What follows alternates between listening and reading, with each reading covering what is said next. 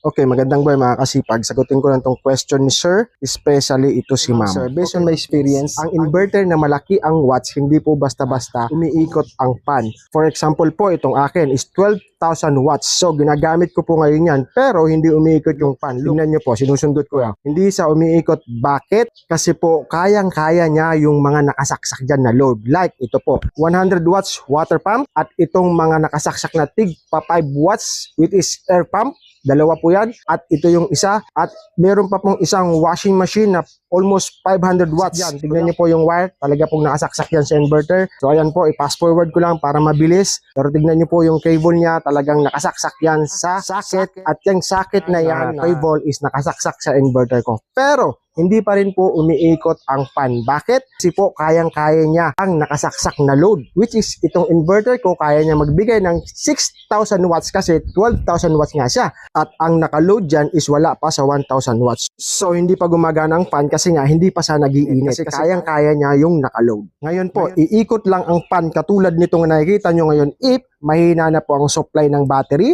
at sobra-sobra sa load. Kapag na-reach niya at least 50% ng load, saka po yan iinit at saka po iikot ang fan. So hindi po sira ang inverter mo sir, especially kayo ma'am kasi sinawag niyo akong sinungaling.